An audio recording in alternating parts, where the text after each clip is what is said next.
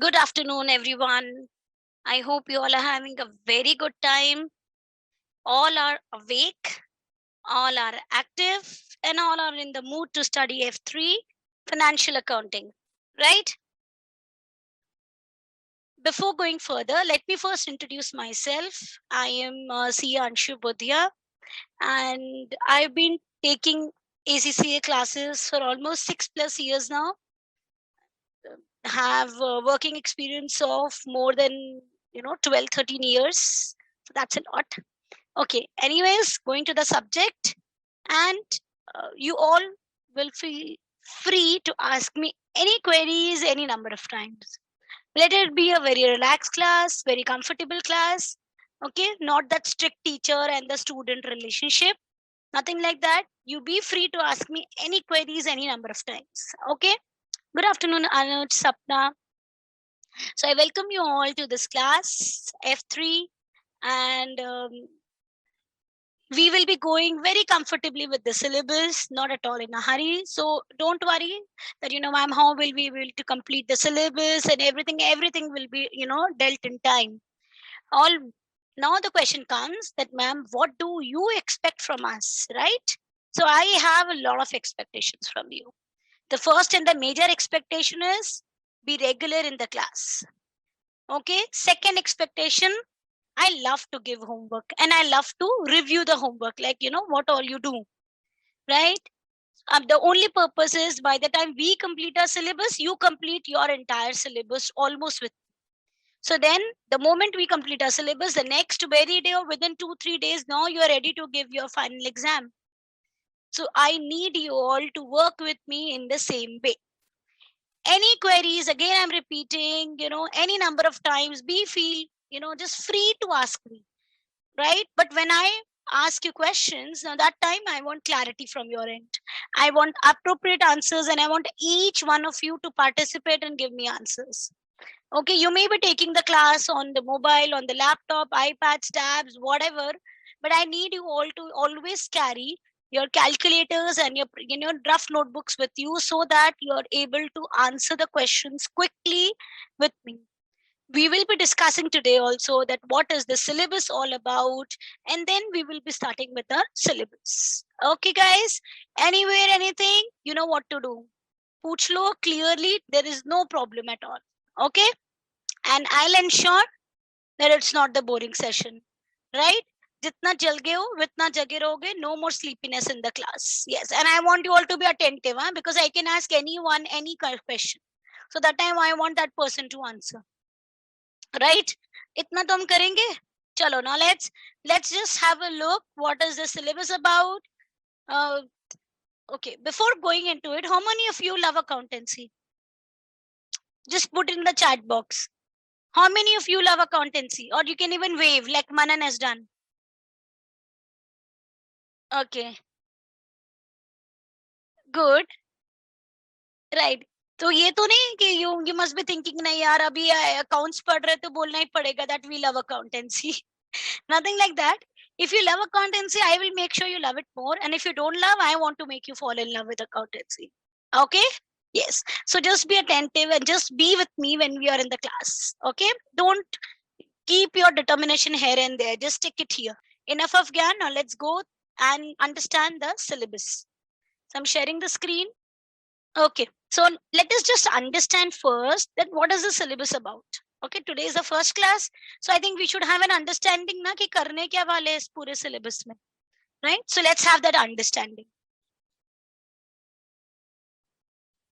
What is the focus of this syllabus? This is financial accounting. Okay, so one thing we know, it is an accounting chapter syllabus. Yes, so definitely. So accounting mein what do? We do double entries, we do ledgers, we do trial balance, we do P&L, we do balance sheets. So everything we are going to do here also. That's very interesting for many reasons. That means less of theory, so more of practicals, which we all love, right? So now you will be doing a lot of double entry techniques. We'll be preparing the basic financial statements, not very technical, because as you progress further in your ACCA levels, you'll be doing more technical preparations, right? So we'll be doing for incorporated and unincorporated entities. Ma'am, ye kya hota hai? I'll let you know when we are on them. Okay, just don't take any load right now. Don't take any pressure right now. Just be at ease. Okay. You also need to be able to conduct a basic interpretation of the financial statements, right? So we'll be doing a very simple consolidated statements also. What do we mean by consolidated statements? Guys, everything we will come to know about it, okay? I just want you to have a walkthrough of the syllabus right now, that what is a syllabus going to be like, okay, what all we will be studying in our this F3 level. Okay, we will be also doing an interpretation of the financial statements. That okay, fine, you have prepared it, now you have to interpret it. Interpret is you have to draw analysis out of it, that what is this financial statement telling you, like what you can derive from it, that interpretation. Okay, and now once I do F3, so I've covered the basic things like basic double entry techniques, basic ledger preparations, basic trial balance, financial statements, right? Consolidated statements, interpretations. So does it stop here in ACCA? No, it's just a base. So let's look at the flow chart. See, this is where you're standing. Financial accounting. Now, this is your foundation level. When you go to skills, this paper becomes F7, financial reporting. Then when you go ahead, it will be a part of your SBR. It's a compulsory paper in your professional level. So as you progress further, the complexities or difficulties will keep on increasing. But if you keep your concepts clear, if you keep your basics clear, you will never have a problem. Okay, so when I take even skills level, I don't find students having problem if their concepts are clear. So what do we have to do in the class, right? What do we have to do, guys? We have to have a concepts clear. There is no learning, no rattas, nothing like what we may be doing in our schools level, in our college levels. This is professionals, right? So when professional exams require you to have a clear understanding of all the concepts, right? So I want you all to have a proper clear understanding of the concepts, right? Because when we go from one level to another, that should not create a problem. You don't want to just stop now just by clearing F3. You want to clear your F7 also. You want to clear an SBR and finally get that ACCA certificate and the degree and prefix, prefix with your name, ACCA. So for that, now buck up yourself, right? Grab the concepts, grab everything that I speak in the class, do all the questions, all the homework, get the conceptual clarity at the core so that you don't face any problems when you move ahead the ladder. Okay.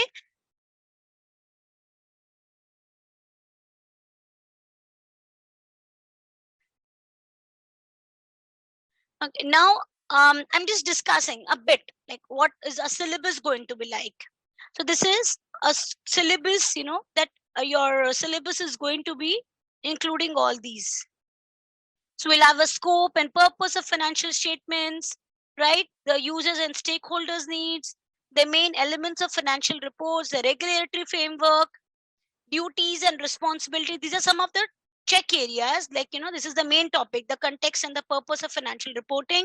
It would be covered in these chapters. Similarly, the qualitative characteristics of financial information, the use of double entry and accounting system.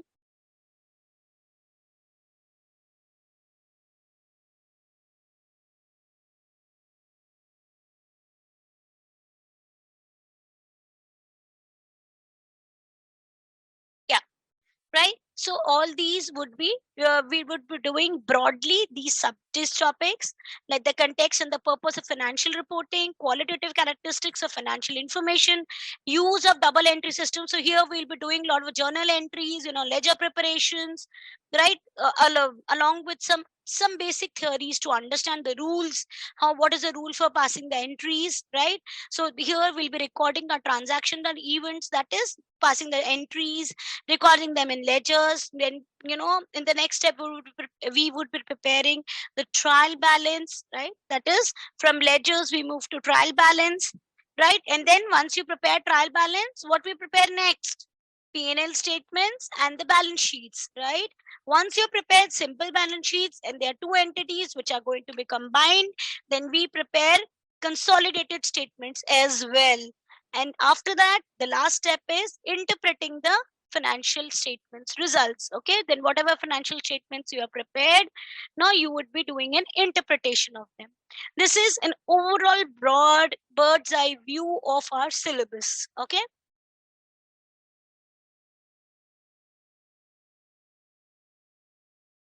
These are in detail the chapters that you will be covering. I'm not telling details in every, in detail every chapter, because when we'll be covering them, you will be covering each and every chapter. We'll not be missing out on a single chapter also. Now, in today's class, I want you to give a, an idea of how you are going to prepare for your exam. Because if you know what my paper pattern is going to be like, what my exam is going to be like, you will prepare accordingly. We always say, oh, MCQs are so easy to do. MCQs, yeah, why do you need to study so much? But guys, I'm telling you, MCQs, they always go into the depth of a subject, because MCQs can be based on anything, on any concept, right? So they look easier, but sometimes they are not easier, right? The options that you have all seem very confused, but if you're crystal clear with your concepts, then these options, they don't seem confusing at all.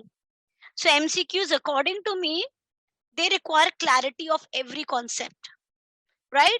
So don't think that MCQs are too easier and I really don't need to study that much. I really don't need to put in the effort so much. You need to put in lot of efforts. Okay. So because MCQs can be from any area of your syllabus, any concept can be picked up in MCQ. So therefore, you need that clarity too much. Okay. Now you know that your exams are CBEs, computer-based exams. Okay. And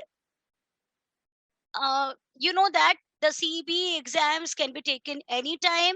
It is available on demand. So by the time you complete with your syllabus, even you can book your next day exam as well. There are various centers, where you can book the exams. Even for the September attempt, like right now, the ACC has given the option that you can give the remote exams as well, as that is from your home only. Okay. Now, let us just understand the little framework of the CBEs, okay? Because this is important as we go further in our syllabus. The questions will be displayed on a monitor. Candidates will enter their answers directly into the computer, okay? Candidates, they have only 2 hours to complete the examination. So exam time is only 2 hours, okay?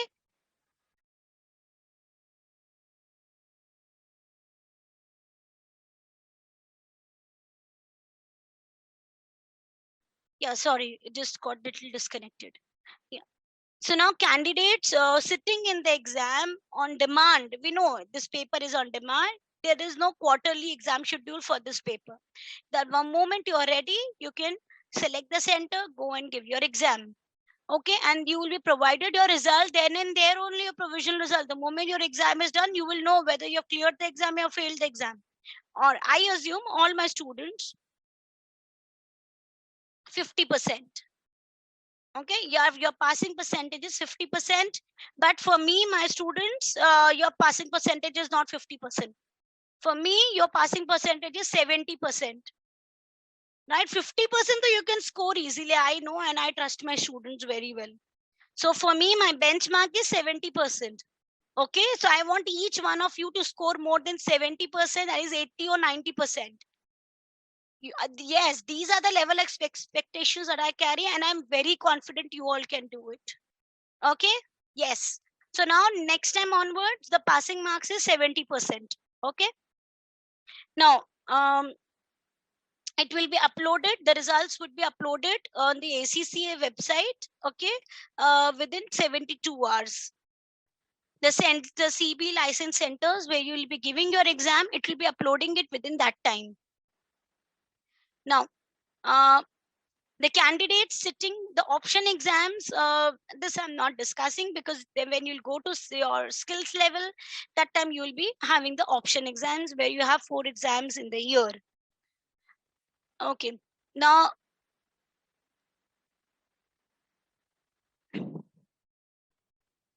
this is very, very important. Now, if you want to be successful in your financial accounting subject, there are 3 areas that you should develop in order to achieve success, in order to achieve that 70% benchmark. Okay, 70% minimum passing marks for my students. Knowledge application, like I said, if your concepts are clear, you know how to apply them in all the questions that will come in, that will come in the exam. Any question from anywhere, you can answer it once your concepts are clear. Specific financial accounting skills that you will develop when we do the syllabus. I'll tell you for everything, what are the rules to be applied, okay, what things you have to keep in mind. Everything we will do it once we, when we are doing the syllabus, you will be able to acquire those skills very well. And exam success skills, even though you must have done the syllabus very well, but you are not able to clear the exam, why? Because you come under pressure and you're not able to manage your time. So in the class, whenever we are doing questions, I would always give you a time frame that you have to do this question exactly 1 minute. You have to do this question exactly 2 minutes. Okay? Because I would make you do the questions within the time frame that we expect you to do the questions in ACCA exam. Okay? So in the class only, you'll be prepared and groomed in a way so that you're able to overcome any phobias that may come at the time of your exam. And guys, I'm telling you, this is very relaxful subject. You would not face any difficulties. Okay, just be regular and just go through everything that I teach. Okay, so these are the different areas, okay, where we would be applying the skills and that would be needed. So as and when we complete our syllabus, we'll be going with the syllabus. I'll be telling you all the critical areas. Okay, now when you're sitting in the exam, what you have to do. But before that, how does your paper looks like? How many questions?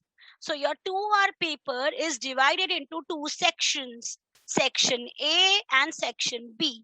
Section A comprises of 35 objective type questions and section B has 2 multitask questions. Okay, so that means section B is not just one question. Every question of section B has got the some subparts. Okay, and those subparts would be required to be answered for every question. So you have only 2 multitask questions in your syllabus. Okay, and they would be having 15 marks each. Whether each question would be 2 marks or 3 marks or 4 marks, no such breakup is there. Okay, it will be question to question, it may vary. But yes, none of your questions would be subjective type. That means you don't have to write anything. You have to just write in the numbers or the values.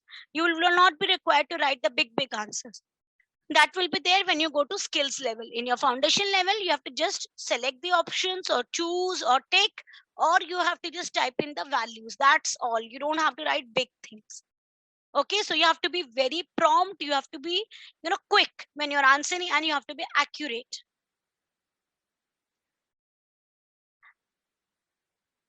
So definitely section A looks more, scoring and more quick way. Why? 2 to 2 marks objective type questions. So in section A, you will have 35 objective type questions carrying 2 marks each, right? Section B, 2 multitasking questions carrying 15 marks each. Okay, and section A, you'll have all the conceptual related questions there. Okay, now what are the steps that you should have when you're answering the questions? You should read the requirement first of the questions. I'll tell you, many times, students, what they do is they're always in a hurry. Oh, I have to just complete the paper. I have to make it quick. I have to do it quick in less time.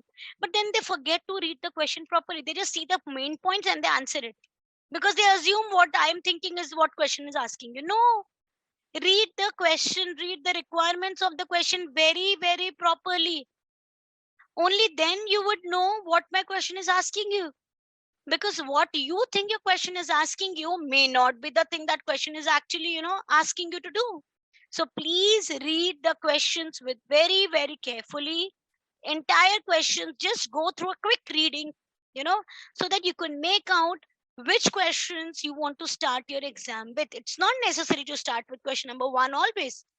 You can plan and you can see which questions you're more comfortable with, so you can start with them. That will give you a lot of confidence, and you can do those questions very quickly, so you'll have time left for other questions. It's not necessary always to start with section A. You can start with section B as well. Okay, so you have to apply your technical knowledge in the data to the data in the question. Of course, answer the questions you know first, right? And flag the ones. Flagging means, this is an option of flagging. Flagging is that you have selected an option but you are not sure, so you can flag it. The moment you flag it, the question is not submitted. Okay, that answer would be still selected but is not submitted to the final solutions that you put up. It's not counted in. So flagging gives you an option where you can come back and, since you're confused in that question, so you can come back, recheck your answer and then unflag it. Students, don't forget to unflag the question, because lot of time you keep the questions flagged. Flagged means they are not going to be counted. It is not the final answer. And your subject doesn't carry any negative marking, right? So why do you want to leave even a single question? You're not going to leave even a single question. You don't know, just according to a best estimate, what is your answer, just check in, just select there. Okay, so that will at least ensure that you're not left any question blank. Don't leave it, there is no negative marking. Okay, so now answer the questions first. How will it be possible? Give a quick reading to the questions. Just scroll down and just check, okay, that which are the questions which you are more comfortable with. Suppose when you scroll and you see, oh, question number 4, it's so easy, I can do it then and there only. Then move to the next questions. So the moment you know the questions and you are more comfortable with it, it will save a lot of time also, and it will give you a lot of confidence. So flag the ones you don't know and you come back to ask to them later. But don't leave any questions flagged. You have to unflag them before submitting. Okay, answer all the questions as there is no penalty or no negative marking for an incorrect answer. Okay, now what should be your approach to the multitask questions? That is section B. Please pay attention. Multitask question in section B will ask you to prepare financial statements for a single entity or for a group of companies. There may be some questions like compute the ratios, interpret it, but you will not be required to make the full financial statements. You'll be having various options. You have to match it. You have to select the correct option. So like that, the questions would be there to compute ratios, to draw the interpretations, to have which statements are correct, which statements are true. So you have to select 2 options or 1 option, like that. Okay, so then of course, when you need to solve these kind of questions, don't you think that you need to have utmost clarity? Yes, so like I said, this multitask questions or multiple choice questions are always based on the basic concept that you're absolutely clear with your concepts, right? So my focus is to give you that clarity, and your focus is to understand every concept with perfect detail and full depth understanding. And you have any queries, I am there to solve them. Okay, so you without hesitation, you're going to ask me the queries 100 times and I'm going to answer them. So what should be your approach when you're solving the multitask questions? You have to read the requirements. That's a basic requirement for whether you're doing section A, whether you're doing section B. That's a basic requirement. Recall any relevant technical theory. So now you will give time to yourself. The moment you have read the question, give time to yourself, recall the concepts. Okay, don't panic. You're going to be at very much ease. Don't put too much pressure on yourself. Just be relaxed and ease, and I'm telling you, things will come very quickly when you will be able to recall them very, very quickly. Okay, answer the questions you know first. That's a basic rule, whether you're doing section A or section B, because that will give a lot of comfort, lot of confidence, and that will help you saving on your time. Answer all the questions like I said, because it's very simple. There is no negative marking, right? And why do you want to say lose any of your marks? Because sometimes by your best estimate also you can get the correct answer. Okay,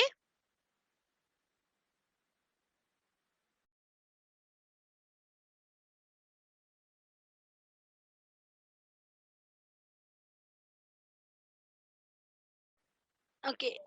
These things, some of the skills I would be covering when we are doing the syllabus, because that time it will be better for you to understand. Okay, please tell me guys if you have any queries. I will just show you one mock test also, that will help you in understanding that how your exam paper would look like. Okay, so let's just have a look.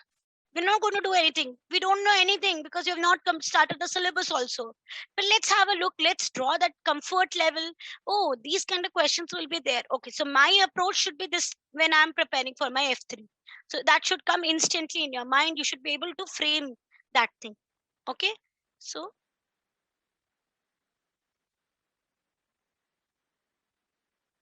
okay, let's look at the mock exam. There are various specimen exams which are available on the ACCA site also, right? And this is in fact from ACCA site only. This is specific exam is there. Okay, so don't worry. Even before you go for the exam, we'll be doing mock test also. Okay, now you can see this is for section A. I'll just zoom it a bit. This is for section A, that all 35 questions are compulsory and must be attempted. Okay, which of the following question calculates a sole trader's net profit for a period? You can see there's a formula given and you have to select which one is correct. Like here again, you have to select which one is correct. Here there are combinations of the correct answer given and you have to select which combination is correct, right? Here you can see the the various transactions of the customers and the suppliers are given to you, and you have to type in the figure. Okay, so the question asks you to type in a figure, you will type in here. Again, you can see now this is a different kind of MCQ where you will have to select two correct answers, any two. Okay, again here now you have to do a matching. Which option is correct? Which current assets answer is correct and which current liabilities answer is correct? So that combination you have to select. Okay, again you have to type in the values here. These are all 2 marks MCQs. Okay, question number 8. Again, see, you have to select which option is correct. See here, now the next one, you have to select which the statements for the following statements, whether the first statement is true or false, second is true or false. Accordingly, you'll select true, false, true, false. That is up to you, that you will select which one is true, which one is false, right? Then in this again, you have to select which is the correct answer. Again, you have to select 2 of the correct statements. Okay, so like this, the questions would be there and you have to do the selections accordingly. Section A has 35 questions. Okay, so the paper pattern looks like this. There will be no other pattern apart from what is given in your mock test. Okay, you can see it's a ledger given and now you have to select the correct option. Right, again here an extract is given from the financial statements and you have to do the return on capital employed. That's a ratio. Okay, so now accordingly you're going to do the working and you're going to select it here. You will not be carrying papers with you. You will be carrying, when you're doing CBEs, you'll have scratch pads available online. That okay, at the time of giving the exam, that will be here. So that time so only you will be doing your calculations, you're working on that scratch pad. You can carry your calculators or normal calculators. Okay, so you can see here again, you have to select the option. Again here, selecting one option and putting in the figures. So now my section A is over. Now here I have section B. You can see it's a multitask question. So here you have the following detail given, and these are all blank. You have to complete this financial statement. So you have to type in the detail. See this, it is carrying 11 marks. You have to type in these details. Similarly, task 2, you have to give the answer in yes and no. And this is carrying 4 marks, total 15 marks. See the second task. Here you have to select yes and no. Yes or no, it is for 4 marks. There is another task which is for 3 marks, where you have to put in the amount. Okay. And you have to do the double entry for each option. Debit or credit, like that you will be doing. Task 3,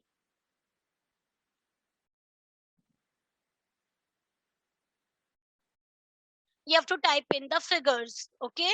Task 4, so you can see first question has only 2 tasks, but so second question is having 5 tasks. So there is no fixed rule that how many tasks will be there with each of the questions. Total marks would be 15 marks each question. But you can see how in depth you are being asked, judged for journal entry, you have been judged for figures, you have been judged for interpretation, everything, right? So you can see that there is not even a single area which I can say is unimportant, and not even a single area which I can say important, because there is no predictability in these papers.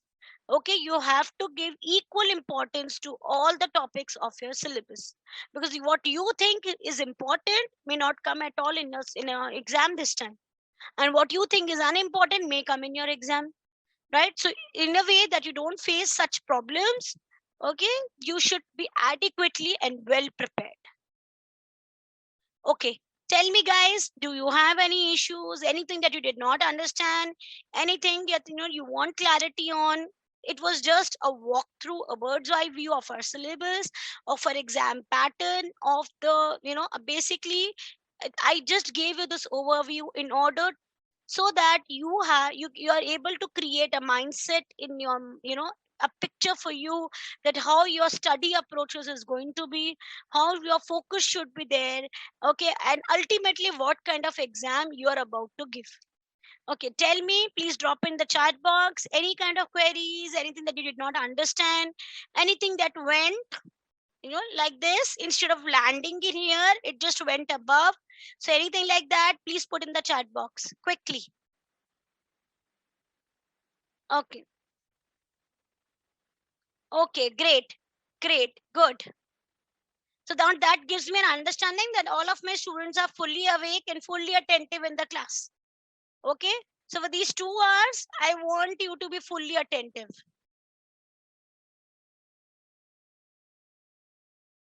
So now, I hope now we all are in the mood, we all are in the interest, and we all are excited to start our syllabus. Right? Okay, let's get started. Yeah. So it seems exciting, no? Financial accounting. We all love it. So I think it will add interest to it. Okay, let's start it. Chalo, now I'm doing the first chapter. I'm starting with it. Introduction to accounting. Okay, it is the first area of a syllabus, that is introduction to accounting. Okay.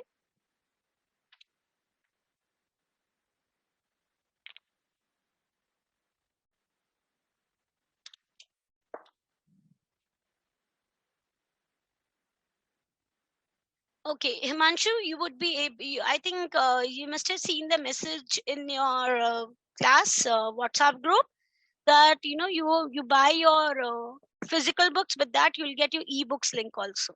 Okay, so everything would be there. Just for that you can contact the team. Okay, so let's get started.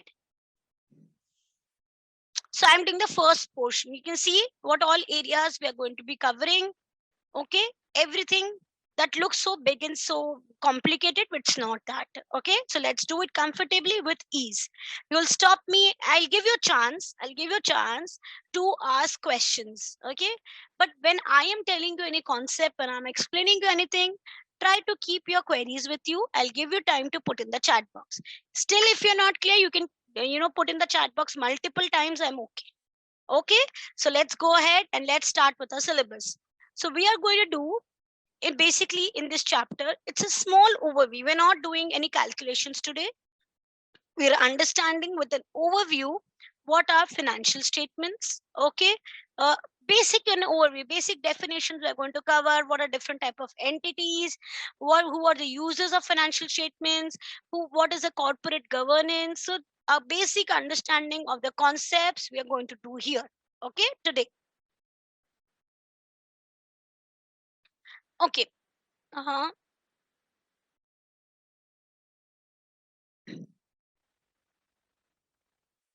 Right. So just understand first the concept. Okay? Let's not go into the reading first. So guys, tell me one thing. I want to ask you a question. Now, let me just hide the screen. I want to ask you one question. When I talk about financial accounting, what do you understand by financial accounting? Type in the chat box.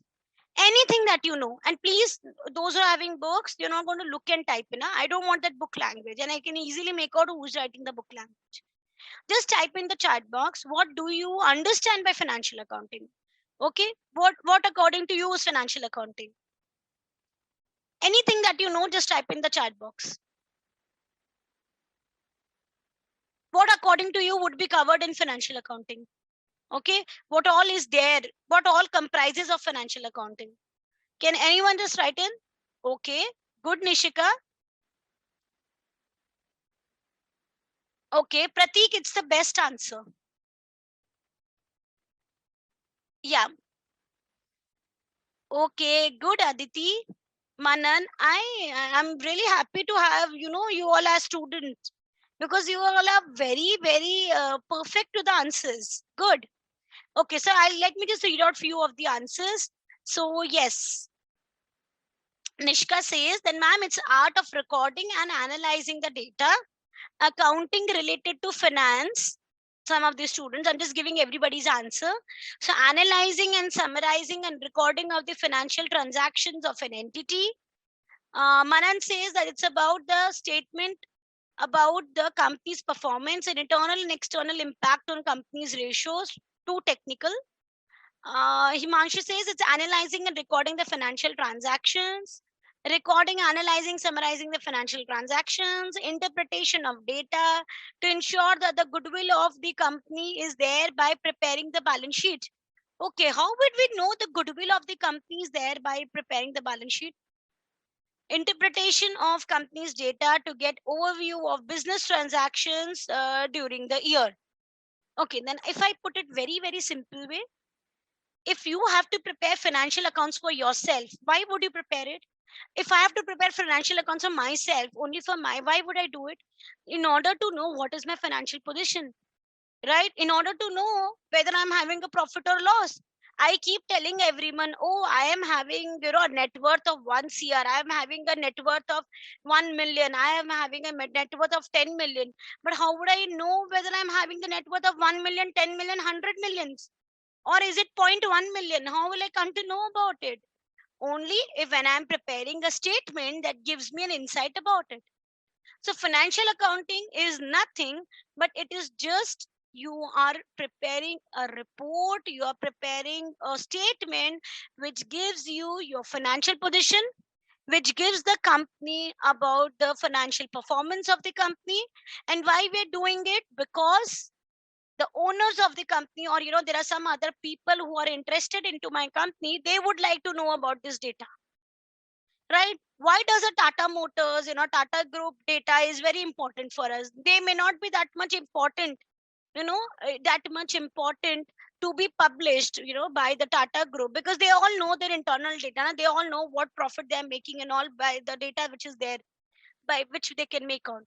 So even for the management to have confidence at how they are doing, they prepare the financial statements. But along with them, see the person who have invested money into it, the government, who looks after the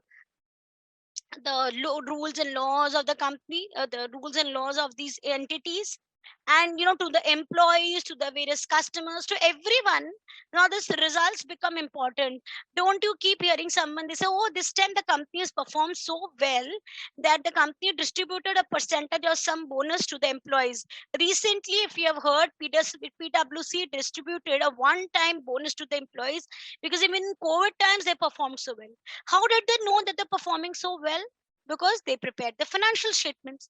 So financial statements are not just needed, to prepare it and keep it in the drawer of your table, but it is needed so that the different users of the financial statements, they're able to interpret it and make their decisions based on them.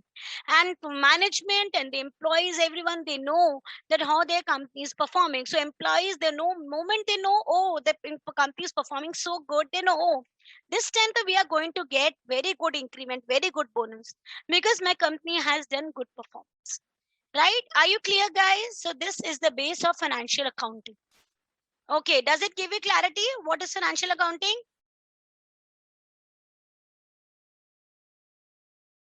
Okay, good, good. Okay, so now let us just understand that now I don't want any one of you to learn the definitions. You're not in school, you don't have to learn them, you have to understand them, so that a question which can be asked from any of the angles, you would be ready for. Right? So now we know what is financial accounting. What is financial accounting? It is mainly a method of reporting the financial performance and financial position of a company. Financial performance is given by the profit and loss statement. Financial position is given by the balance sheet. Okay. Now, the next, what is management accounting? Now, it is little step further to financial accounting. Oh, that now we know that the company is doing, suppose there are two companies. Okay, let me give you one example, so we'll understand management accounting also little well. So now there are two companies. There is company A and there is company B. Okay, I would be asking a question. Company A, now I'm just taking very basic data. Company A has got sales 10 million. Company B has also got sales around 15 million. Okay. The expenses of the company,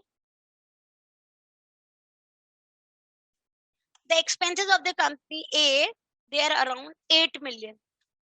The expenses includes the purchases and all the expenses. Okay, I'm just taking a broad heading. Company B expenses are 9 million. When I calculate profit,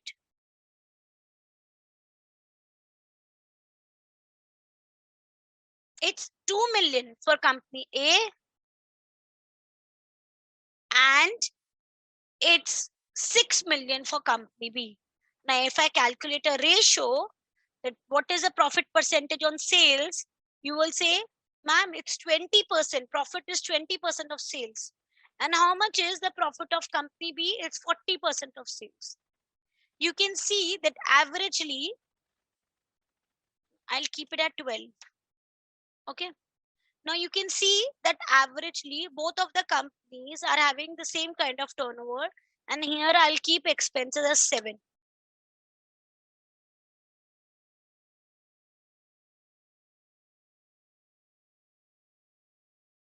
Okay.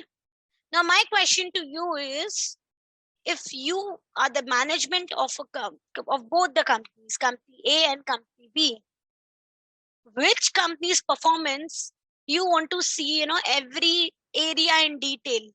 I mean, for which company, if you have to see from company A and company B, which company gives you some, trouble in your mind, that what went wrong with this company? Which company? Company A or company B? Yes, almost all of you and I am of the same opinion, company A. Why? Because you can make out, you will say that, ma'am, company A and B are almost having same kind of sales, but still company B had less of expenses, due to which the profit was higher. But company A had expenses more, even though sales were less with comparison to company B, right? And Expenses are also higher, so due to which and since expenses are higher, sales are lower, so profit is less comparing to company. So now what management will do? Now it has got the financial data ready, but now it will go in detail. It will check where we went wrong. Did the costings were higher? Did we buy material at a very higher rate? What went wrong? Are we not able to use our resources fully? Or is there any lot of wastages which are happening? Are the machinery is not working properly? Do we not have controls in place where people are doing a lot of wastages? Workers are having a lot of idle time. So you can see that you are going in detail of these things. Now this is management account. Management account is nothing. Management account is going beyond financial statements, okay, and looking into detail each and every area of the business, and then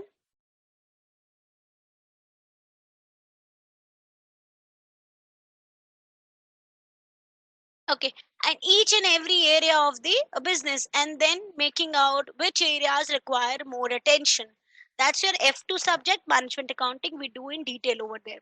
Are you clear with your management accounting now? What is management accounting? Just quick, you can wave and tell me, no need to type out. Okay, you can just even raise your hand and wave. Yes, raise hand. That would do. Anyone who's not clear with the concept will drop in the chat box. Okay, those who are clear will simply raise. I want each and everyone to raise, okay? I don't want sleepy people in my class. Be attentive. Yes, good. Okay, now let's move ahead. So now we know what is financial accounting. Good, Ayush. Next time, wave, okay? No need to type in and do it so much effort.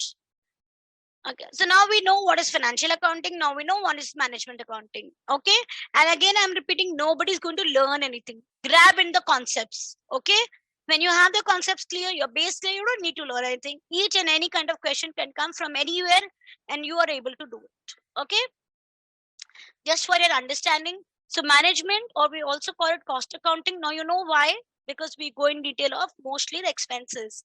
It is a management information system which analyzes data to provide information as a basis for managerial action, right? Because here now management is more concerned with this data. Okay, so concern of management accountants is to present accounting information in the form most helpful for the management, so they're able to analyze that where the resources are not used properly, where are the areas for improvement. Okay, so now we know what is the difference between management accounting and financial accounting, right? So in case if a question comes in, we're able to understand and solve it. Now, let's come to the main angle of this, our syllabus. And today we're just going to understand the performer. That is also a very simple one. When we do the questions, we'll be doing the financial statements more in detail. Okay. Now, financial statements that we are doing right now are only two today in today's class: profit and loss account and your statement of financial position, which is balance sheet. Okay, let me just give you first few brief up about the things. Okay.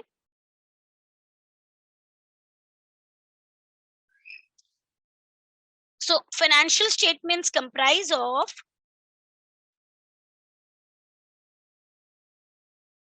financial statements include what? We're going to do number one, statement of financial position, financial performance. First we'll take. Okay, that is profit and loss account. And second, statement of financial position. Nobody's going to put any queries right now. Just listen to me for 5 minutes, then I'll give you time, put in the queries. Okay, which is basically your balance sheet. You know that financial performance, now performance is for a period, right? Performance is never on a date. Performance, how did you perform in a period? So therefore, profit and loss account is prepared for a period. It is not prepared on a date. It is prepared for a period, which is generally a year. It can be for a month. Okay, can be for a month, quarter, or half yearly also. I mean, as per the requirements of the company or as per the requirements of the Companies Act. Okay, then the requirements of the stock exchange, if the company is listed, it's a public limited company, it's a listed company, then as per the requirements, if it is required that quarterly results should be published, which is a requirement when the companies are listed on stock exchange, then you would be preparing your data accordingly. And sometimes management also asks to get the monthly PNL data or the quarterly PNL data in order to analyze that how we are performing till now, okay, or how are the sales going, how the expenses going, so that if they need to control anything, they can bring management accounting concepts and they can have the control areas, okay, so that they're able to achieve the targets for the year. Now, a statement of financial position is balance sheet, and you know that balance sheets are always prepared for a period or on a date. Tell me, anyone can tell me? We prepare balance sheet for a period of 1 year, or we prepare balance sheet on a particular date? Oh, great. So I have full intelligent people in my class. Very good. Okay, some are confused, but others are very good, intelligent. And I think everybody is fully intelligent. So I don't have to put in much efforts. You know everything already. Okay, so guys, you're correct. And the ones who were not correct, pay your attention. Balance sheet is always prepared as on date. Okay, so like for example, we prepare balance sheet on 31st March. Okay, that means what is your position on that day? Whatever has happened in between, you make adjustments, but you will have proposition on that. So can I say I have an opening balance sheet, I have a closing balance sheet, and in between what we have? P&L. Right, P&L is supposed for the period. So for example, I can say that I can have a balance sheet. Suppose my financial year is, or for the year in for which I am preparing my accounts. Okay, my financial year I'm taking is 1st of April 2020 to 31st of March. I'll take 1 year. Okay, 31st of March 2021. So can I say that I have an opening balance sheet? You know what is opening balance sheet, guys?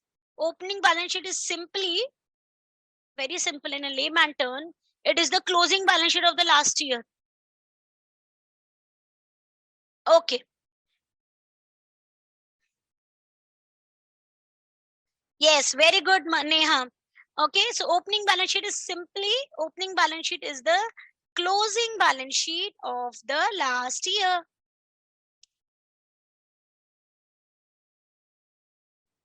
Right?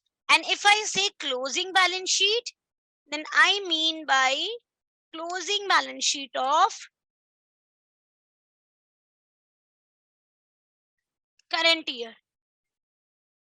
Okay, so now if I have to tell you, can I say that my balance sheet, if I want on 1st April, is exactly the balance sheet which is there on 31st March 2020? So I can have one balance sheet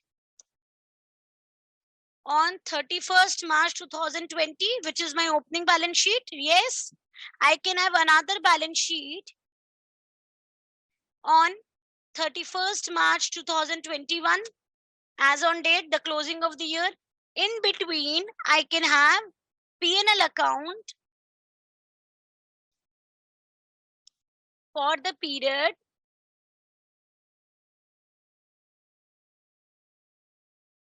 first of April to 31st of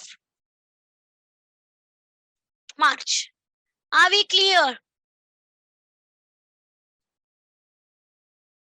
Yes, you all can wave. If there's any confusion, put in the chat box. Don't put yes in the chat box, okay? Because then I'll be opening the chat box only for queries. Okay, so now we know this basic thing, right? Now, what all comes in P&L? What all comes in P&L? So let's see the contents of P&L.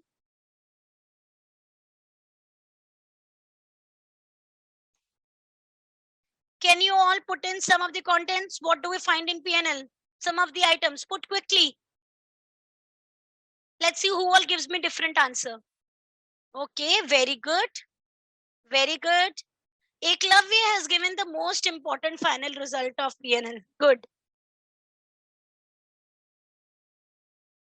No, Ayushika, I want what are the contents, like what are the different items that you find in PNL? Okay, very good. So when you're writing inventories, you're going to mention closing and opening inventories. Okay. Okay, good, good. Right. So I'm telling you, I'm so happy to have this class. Yes, very good. So technical, huh? Good one. Sales return also. Nobody give me this answer. So most of you, what all you have given me, I'll just summarize it. Okay. Okay. So the moment I said sales return, you were ready with purchase return. Good. Okay. Bad debts come here. Provision for bad debts come here. Reserve for doubtful debts, you also call it. Yes. So I'll keep it not very technical, Baba. I'm scared of these technical group. So we'll keep it very simple. Okay. Yeah, depreciation. So guys, stop now. Now I'm writing the content. So mostly what you find is you find sales. Okay. Sales means what are sales? Also we call it revenue. Now please listen to what I'm saying. Okay. No need to type anything. Please listen. Sales or revenue means whatever receipts you have had from your main operations of the company. What do I mean by it? Now suppose I'm a sole trader and I have a business of making and selling furniture. Okay, so what is my main business? Furniture. So whatever gross receipts or whatever receipts that I'm having, okay, by selling the furniture will come in sales. Now what I do also is, because when I have spare money, then I put it in the fixed deposits and I earn interest on them. Right? Is this my main business to earn, to invest and to earn interest? No. So it will come in other income. Okay, that you will not club with sales. Now suppose along with furniture, what I do is, if anything that furniture is my main area of sale, and what I do is sometimes if I get some good iron tables or some iron things, also once or twice I sell that also. But that is not my core area. My core area is only furniture. When I have some spare things available, I sell them to earn extra money, or I sell scrap to earn extra money. The scrap which I sell, is it my main operations of the company? No, because the main operations of the company is to sell furniture. So now scrap sale will not come in revenue, it will come in other income. You should know the difference between other income and revenue. When should you classify some receipts as revenue and some receipts as other income? Okay, so one would be sales, second would be other income. Now other income will have all the sundry incomes, will have all the interest, right? So everything that is apart from your regular operations of the company, it will come there. Clear? Now going ahead, the third item, you all said purchases, inventories. We don't show it like that in your P&L. We show cost of sales. What is cost of sales? Meaning of it is, what is the cost of making those goods? What basically it means that if I have to, normal businesses of furniture selling, then what is the cost, behind that sale? When you're selling a furniture, you have made purchases, like you have done some direct expenses on making that furniture, right? So you have had opening and closing stock. So these are all related to that sale, right? That working you will show in cost of sales. So what is cost of sales? Cost of sales is simply opening inventories plus your purchases plus your direct expenses, because these are all adding to your cost, right? Less closing stock. Why? Because now closing stock is not going towards sales. So that, and we are just taking out what is the cost of the items that you have sold, what is the cost of them. So therefore closing stock will be excluded, right? Now we are clear with the third item. Now fourth item, when you adjust your sales and the cost of sales, what you get is, I'll put other income down.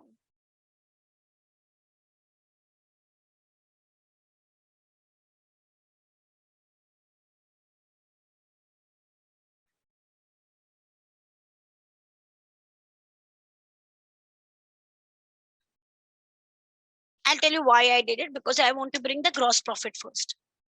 Okay, so now when you adjust sales and cost of sales, what you get is gross profit.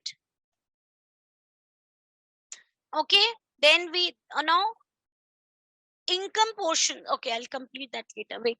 Now, after your gross profit, you will adjust your other income, and you will also adjust your other expenses, other indirect expenses. Now, let us understand what are direct expenses and what are indirect expenses, right? What are direct expenses? Now, if I'm making a furniture, what is a direct expense? There's a labor who is going to make that furniture, so that labor cost. Material is going in, that plywood and everything, the screws, nuts, bolts, the consumables, and the paint to make that furniture, right? So everything is going in, the polish, these are all direct expenses. Very good. Wages, okay, they are all, which are the items which are directly related to making that furniture, no, making that product. It is a direct expense. Indirect expenses, now suppose there is no need for a receptionist to make that furniture, no, but I need the receptionist for my office, so the salary of that receptionist, very good. Yes, Ghazal told it perfectly correct. In order, the expenses for making it ready to sale, okay, the expenses to bring it to the saleable condition, these are all direct expenses. Indirect expenses are the expenses which are over and above these direct expenses. But then why we need it? Because for the functioning of our office and for our work, I need an accountant. But he's not contributing in making that furniture. Na? He's doing over and above those services. But I need him to maintain my accounts. So his salary, the receptionist salary, the canteen services which I'm providing, the rent of the factory, the rent of the premises, the office AC expenses, the telephone expenses, the conveyance expenses, printing and stationery expenses. These are indirectly related to making the product. These are not directly related. Advertisement expenses, right? Because I need to do that marketing, and nowadays you go to the market, you always get those free pamphlets because there's so much competition. I need my product to stand out, so I need those sales and promotion expenses, the postage and telegram expenses. So write that. Good. All of you, that examples that you gave me, these are all indirect expenses. Now we know the difference, what is direct and what is indirect, right? Good. And we know what is direct income, what is indirect income. Direct income is sales, indirect income is other income, right? Which is not directly related to your business, not directly related to your operations of the business. Yes, auditors fees and the donation that you make. See, we have several heads, we'll be doing them in detail, don't worry.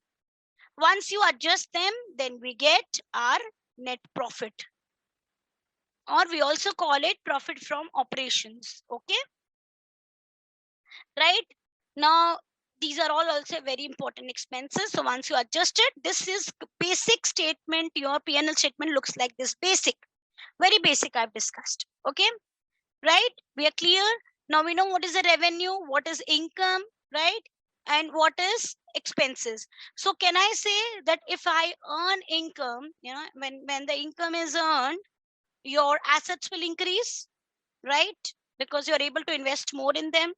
Your liabilities will decrease, right? Because you're able to pay off them well. And if I have more of expenses in my company, my assets will be reducing, right? My liabilities would be increasing because now I need credit, because too much of expenses are there, right?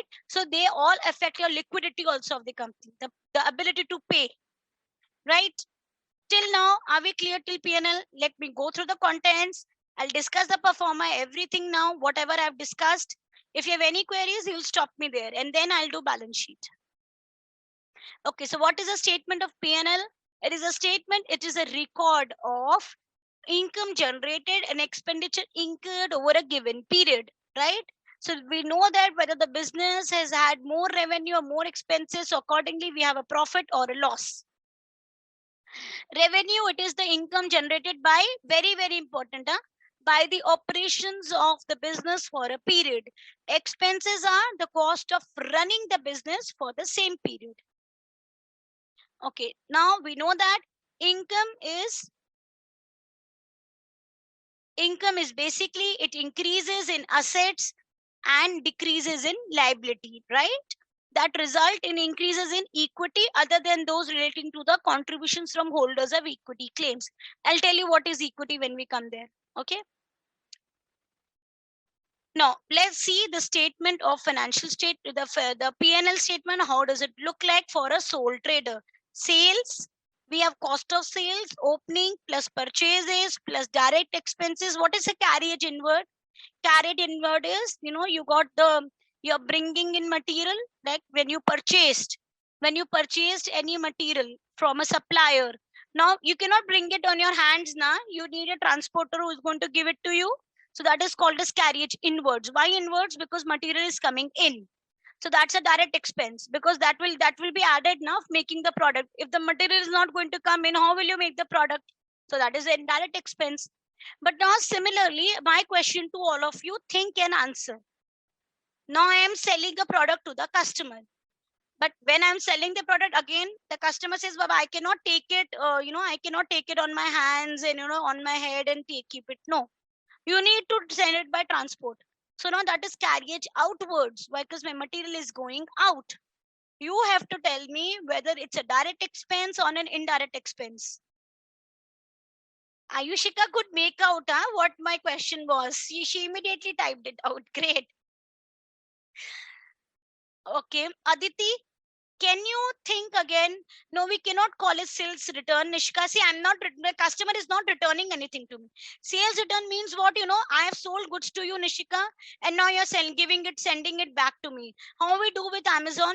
You order things and then you don't like it and you return it back. That's a sales return. Okay. I am telling that now you order something from Amazon and you tell, I cannot go and collect it. You have to send it to me. So Amazon has received the order. Now Amazon is transferring the goods to you.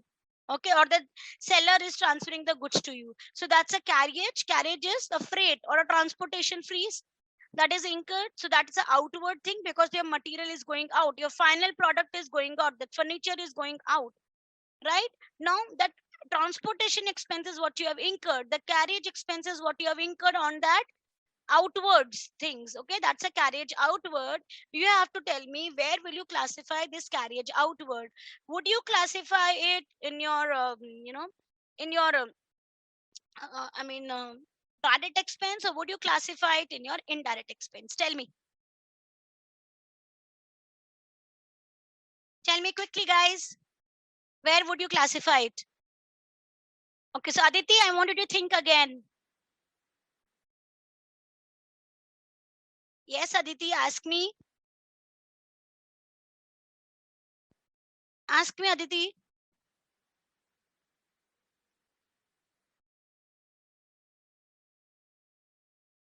All of you, super correct answer.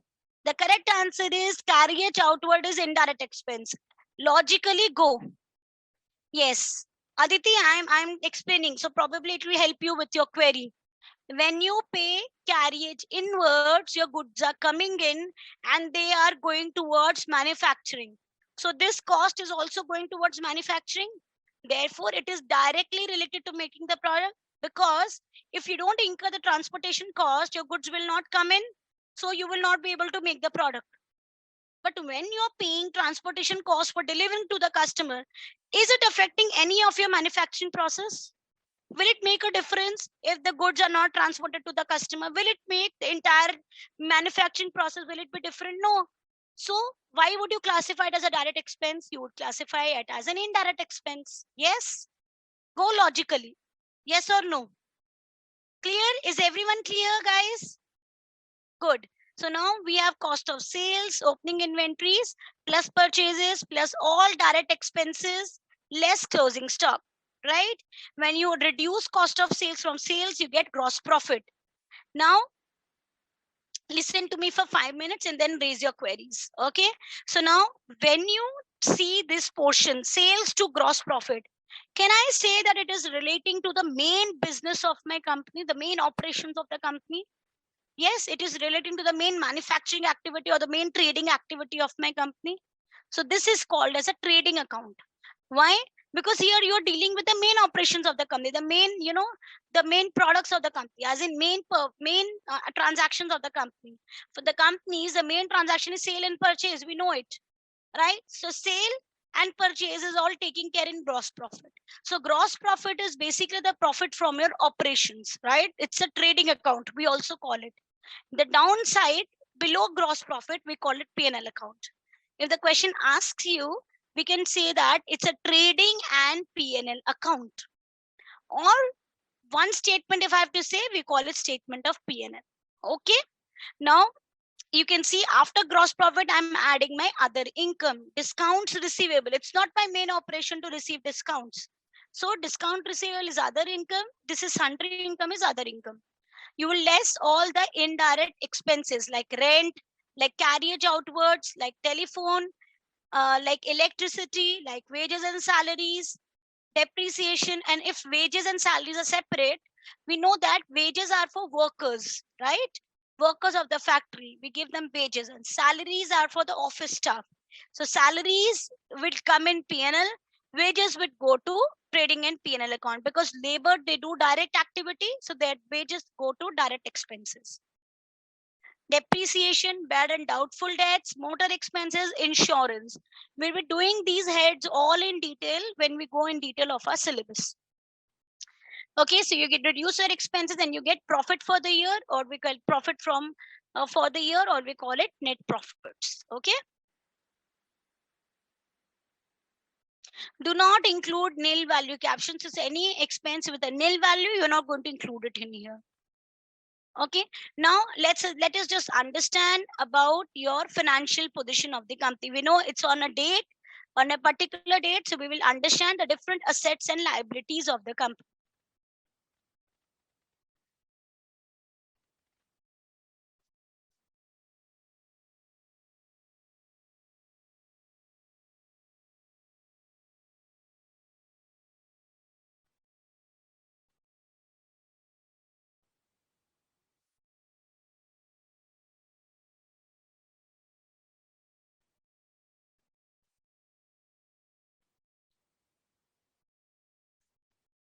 Okay, what is basically in the financial position? Main heads, assets, liabilities,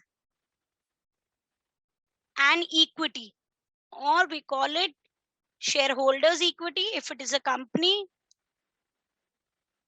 or for sole traders and partnership, generally we call it capital. Okay, so what are assets? Does anyone know what is an asset?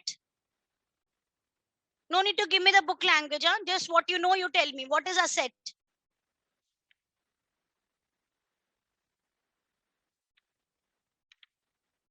Type in the chat box.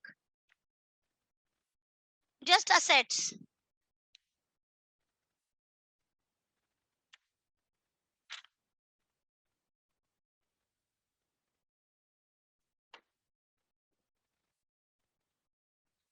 Very good. So assets are which provides gain in future, which you want to say, I think income in future. Anything of value to the business which is used for future gain. Anything firm possesses which belongs to the business, resources owned by the company, things owned by the company and will give future benefits. The machines which is used for production, very good. Resources of the company which gives benefits in the future, which can be converted into liquid asset anytime. This is basically current assets what you want to talk about. Okay, economic resources, anything which helps business to generate income and day-to-day activities belongs to the business, which is valuable. Okay, so if I put it, can I say that assets are nothing but assets are the revenue generating, anything which has monetary value? So okay, anything is a very broad term. So can I say that it is you know, basically it is those resources of the company which by which company can earn in future some revenue or some benefits. It is having a substantial economic life, right? And it is going to be generate, it is expected to generate revenue over its economic life, right? Can I say that in a very simple and short way? Now what are liabilities? Liabilities are something that, you know, that's a that's a somewhat burden on the company. It has to be paid off by the company, and it is the company owes to someone else. Yes, it is in the nature of debts. Very good, right? It's kind of debts that the company, you know, is owing to someone else, and it has got to be paid at maybe early date or maybe a later date, right? This all we know about assets and liabilities. Now, a different kind of assets can be land and building, the motor cars, we have those machines, yes, which you are obliged to pay. Good, Preeti. Okay, so machines, we have office equipments, all those lists I know you can give me. Furnitures, fixtures, patents, copyrights, computers, you all are giving me fixed assets. We can have the current assets as well. So even inventories, your sundry debtors, that is receivables, your cash, your prepaid expenses, all these are assets. Right now, okay, good. Cash and cash equivalents that we say, right? So now, how can we classify the assets? Basis on the liquidity, we classify the assets in two types, long-term and short-term, or current assets and non-current assets. What are current assets? Those assets, definition we all know, na? That those assets which will be converted into cash or cash equivalents within a period of 1 year, right? So basically, like inventories, ideally they should be converted because we don't hold inventories for so long. Cash and bank balance, they are already converted in cash. Your receivables, ideally they should be converted. Like prepaid expenses, these are all current assets. Because when I buy a machine, I don't intend to sell it. Converting into cash and cash equivalent for a machine would be what? Selling it, no? But I intend to keep it. If its life is 10 years, I want to keep it for 10 years. So that's a non-current assets because they are not expected to be converted into cash and cash equivalents in the period of coming 1 year. Where when we see the 1 year period from the balance sheet date. So if I'm standing in the balance sheet date as at 31st March 21, I would see that these the heads which are coming in, these values which are coming in inventory, receivables and all, they should be converted into cash within that period of 1 year. Okay, I won't go much in detail for them, bad debts and everything, because when we go to that topic, I'll take it there. So now we have a rough idea what is a current asset and what is a non-current asset. Similarly, liabilities, I have to give it to someone. So suppose Ghazal and Ayushika are there, right? Now to Ghazal, I have taken a debt which I have to pay after 5 years. And Anushika, I've taken a debt from you. So I'm owing it to you, which I have to pay you in 6 months. So which one is current, Anushika or Ghazal? You will say Anushika. Why? Because it has to be repaid within a period of 1 year from balance sheet date. Ghazal one is long term, not needed to be paid now. Ghazal said, ma'am, we are best friends. So now you don't need to pay me now. You pay me after 5 years. So now when I'm preparing my balance sheet, I'll put her amount which I've taken from her in non-current liabilities. Okay. Now, what is equity or shareholders equity or capital? Sole trader, I have obviously when I'm preparing a business, I put in some capital in the business. So that capital that you have invested, it is called as the capital of the owner, the owner's capital or proprietor's capital. Now, every year you have drawings, right? Drawings is taking out money for your household expenses, for your personal expenses, because you need to run your business as well, right? You need to run your home as well. So now you take out your expenses for your personal purposes that are not expenses. Why? Because it is not for the business. And in P&L account, remember, only those expenses come in which are for the business, not for personal use. So you are going for a Europe trip. Now that is not a travel expenses, huh? Because you did not go to travel, you did not travel for your business purposes. You went because you wanted to enjoy Swiss Alps, right? So now come back from Switzerland and be in the class, right? So now when those expenses that you did, now that will go in your drawings. If you have taken the money of your business, you will be, so drawings will reduce your capital, yes, and profits will increase your capital because they are forming a base. We assume that you're not withdrawing, na? You're not taking the profit in a pocket. Generally, what happens? We put the profit back in the business. So how do we get the capital? If you want to get the closing capital balance, closing capital is opening capital, what you had on 1st April, plus your net profit for the period, right? For the period, less your drawings.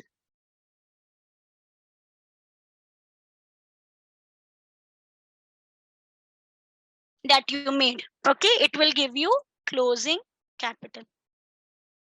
Again, guys, I'm saying I'm discussing a very basic structure.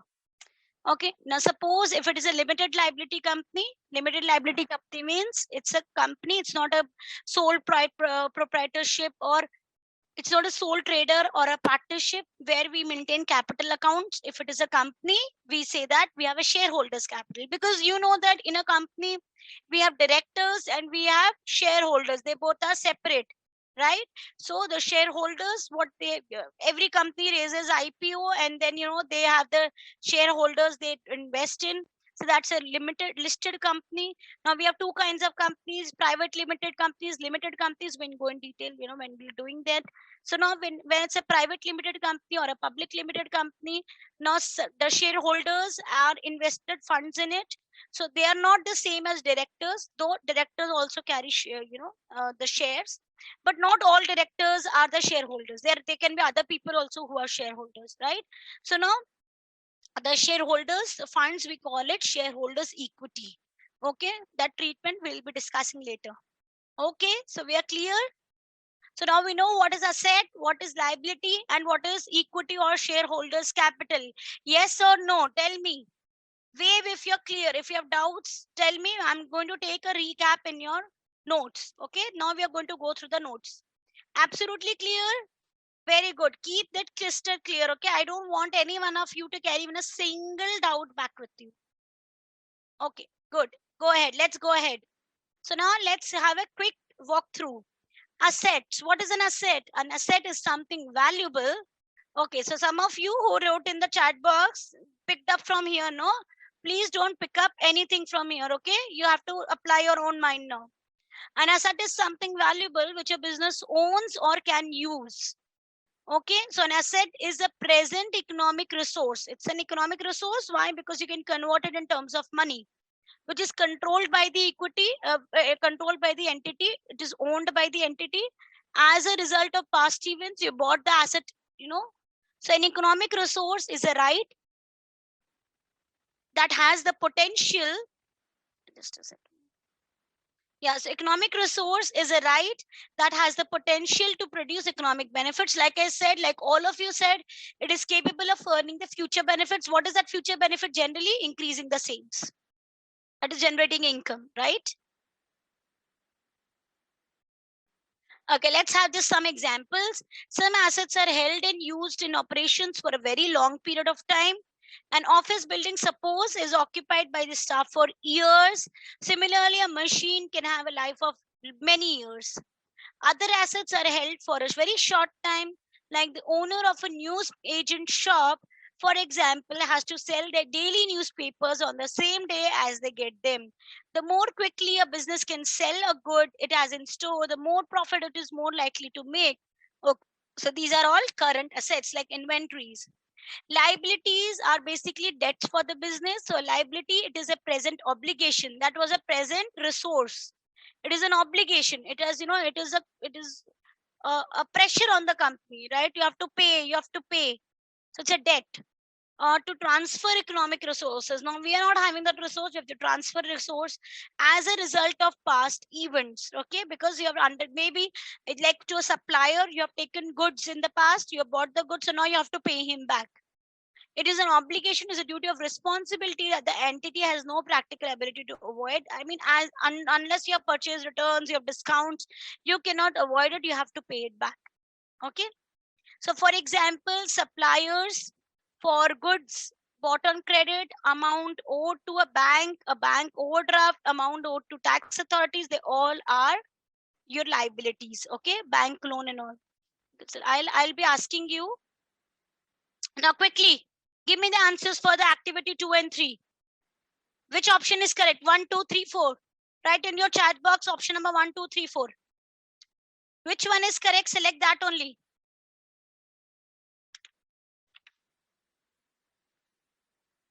So in number 1, you instead of typing, just write 1, 2, 3, 4. Which one is correct? Oh, amazing. Good. All of you are correct, guys. Option number B, factory buildings. These are kind of MCQs you can expect. Okay, so question number 2, which one is correct? Question number 3, sorry. Yes, all of you are correct for the second question. Third one. Great, good. I have champions in my class. Yes, so option number 4. Loan is correct. Good. Okay. So now everybody is in the class. I am assured. In the class means physically and mentally in the class. Right? Okay. Now let's look at capital. We've discussed. Let's go through it. It's amount invested in the business by the owner. They are amounts that the business owes to the owner. So loan was something that the business owned through outsiders, but the business and the owner, sole trader and partnership, it is one and the same thing. Okay, but for companies they are different, right? They are separate, but still in business we maintain a capital account of the sole trader or the partners, right? And it is the amount that the business owes to the owner. So when the business gets wind up, this amount should be repaid to the owner, but only after everyone else, every outsider has been repaid, then only the balance amount goes to the owner. Okay. Now, if in a limited liability company, why we call it limited liability, I'll explain you. Okay, in a limited liability company, capital usually takes in the form of shares we discussed. So share capital is also known as equity. What is equity? It is a residual. Residual means leftover interest in the assets of the entity after deducting all its liability. What does it mean? You know, equity shareholders are the last one to give. So if my company gets wind up, okay, and I have funds, the assets and everything gets sold off, and I have funds to distribute, I would be first giving it to the, to all the debt holders who have given me loans, to my suppliers, to the preference shareholders, and then the last one. Now what is remaining? Residual. What is remaining? Now only it will distribute it to equity shareholders. So they are the last one to receive. They are standing last in the line. Once everyone is cleared up, only then they will receive, because they are the owners of the company. So owners will always come in the last. Why we call it limited liability company? Now let me tell you, there are 3 type of entities that we're going to discuss. One is a sole trader, one is partnership, another is limited liability companies. Who is a sole trader? Sole trader is like I have my own business. So me and my business are not separated. So what does it mean? It means that suppose my business doesn't have funds to pay off the liabilities. Now my personal assets can go off to pay off the liabilities. Yes, like retailers. Like I'm a self-employed person, right? So I'm a sole trader. Okay, I'm a sole professional. So we all are covered here, right? If suppose you become ACC and you're practicing on your own, then you'll be a sole trader. Sole professional, we call it. Okay. So now you and your firm's liability will not be different. What does this mean? Now supplier says, boss, we say to supplier, boss, we don't have funds. Yeah, my business funds are all over. So please don't ask for funds. Supplier will say, your personal assets, now bring them, sell them and pay off my funds. Can I challenge in the court? No, sole trader and business are same. So you cannot challenge it. Okay. Now partnership. Partnership is we have 2 or more people come together and they start a partnership, but they're same like sole trader. They have indefinite liability, unlimited liability. So what happens? Suppliers is we say, oh, we have 4 partners. We don't have funds in a partnership. So please go. No. Supplier says, no, you have 4 partners. Distribute your my liability in your profit sharing ratio, and now bring your personal assets, personal bank account, and pay me off my liability. So yes, I have to do that. These are called as unincorporated entities because they're not governed by the laws as such. They're not governed by the law as such. The law governs the limited liability companies. Okay, we have Companies Act suppose in UK. Now what happens to limited liability companies? Again, the supplier is there, but now who are the owners? The shareholders. But who are actually working for the company? Shareholders don't do day-to-day working. Nah? Directors, they do it. So now again the supplier comes and say, oh, shareholders, please attach your properties. Now you have to pay me my liabilities, right? Now directors also, they say, suppliers say, directors, pay me the liabilities. No, we have to get the funds. Now directors and shareholders will smile and say, we have limited liability. You cannot attach your personal properties. So now whatever is there in your company funds, be happy with that only. We cannot give you more. So now if it challenges in the court will support directors and shareholders. Why? Because these rules are given in the Companies Act, right? So now we are absolutely clear with the 3 kind of entities as well. Now we know what is the share capital. Now we know what is the limited liability company also. Okay. So this is the way we show the statement of financial position. We classified, we are two broad headings: assets, liabilities. Okay. Assets are all non-current and current assets together. Liabilities are liabilities also we show in that side. And we also show share capital in that side. So they both combine and they make the balance sheet. So if I say, if I don't know the figure of capital, can I calculate capital in this way? Capital is equal to assets less liabilities. And assets less liabilities is also called as net assets. Can we say that? Yes, because capital plus liabilities is equal to assets, right? That's the way we show it in our balance sheet. So assets will be classified into non-current assets and the current assets. Non-current assets like land and building, office equipment, motor vehicles, furniture fixtures, depreciation and everything. I'll take it when we'll be doing the relevant topics. Okay. Today is just an introduction. So now we get the totals. Now you have a list of your current assets as well, your inventories, your trade receivables.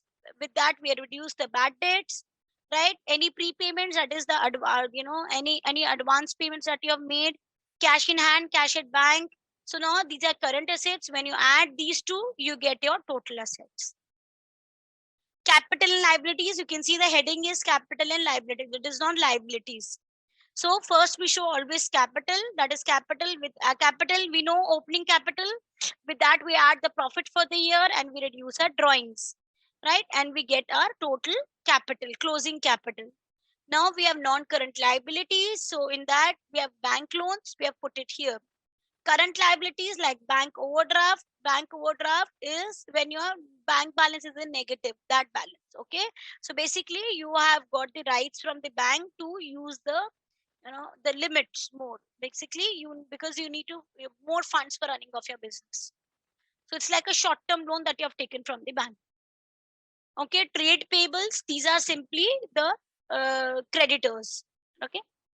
Trade receivables are debtors. Accruals are all the accrued expenses, that is outstanding expenses. Okay.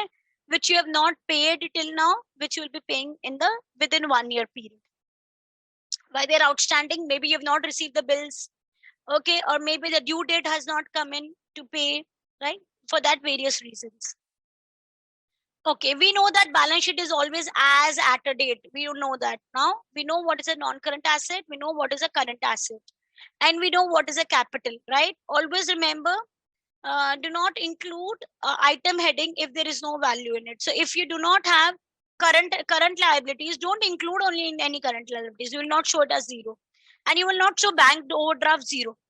You will not include only bank overdrafts. Okay.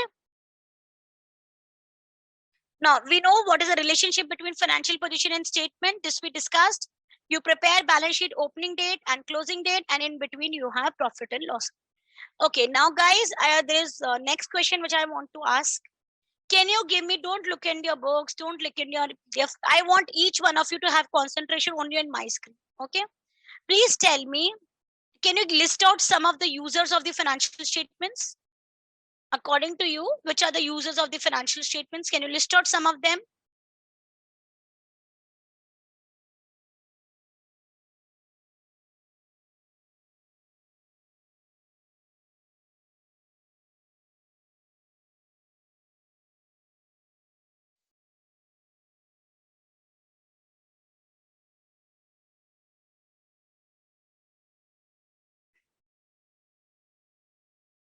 Okay, so I have a lot of answers. Now let's see how many of them are different from each other. Let me read it out. So retailers, yes. In pay, we can call it suppliers or customers. Okay, sorry. Yes, here. Managers, directors, public, shareholders, investors, shareholders, government, banks, employees, tax authorities, stakeholders. Now, stakeholders is a very broad term. That's what I'm asking. Who are the different stakeholders? So yeah, stakeholders is a bigger term. So that's what I'm asking here. Who are the stakeholders? Okay.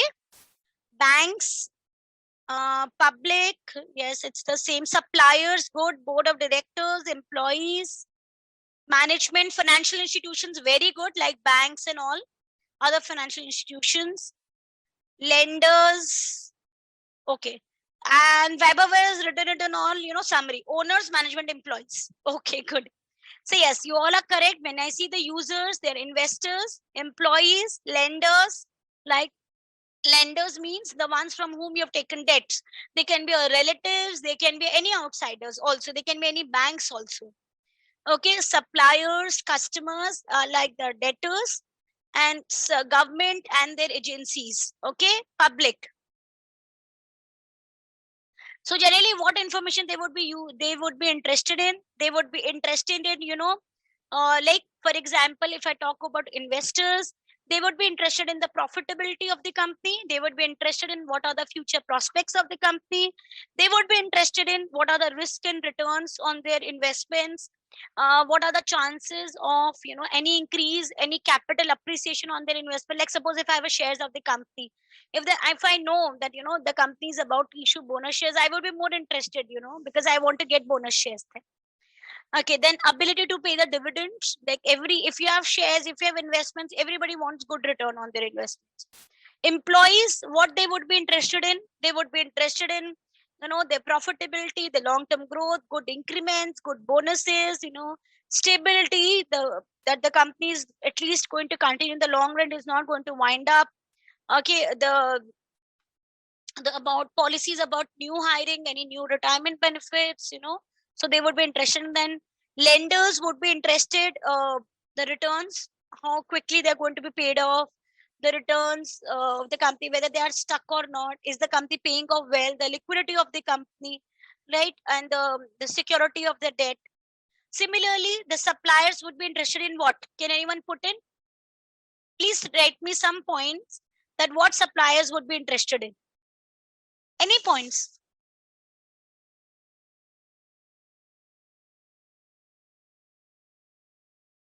Okay, credit worthiness, very valid point. Prachi and Aditi. Others, what suppliers would be interested in? Very good, Ghazal. Timely payment, prompt payment. The company is going to pay or not. So the liquidity status of the company, regular payments, the profitability, very good. Very good. I like the way you all are thinking. The long-term relationship, yes. Whether the company is looking out for scrapping the relation or what. So yes, regular demand. Yes, very good. How's the demand of the sale? How's the sales of the company? Because sales will affect the purchases. So very good. Okay.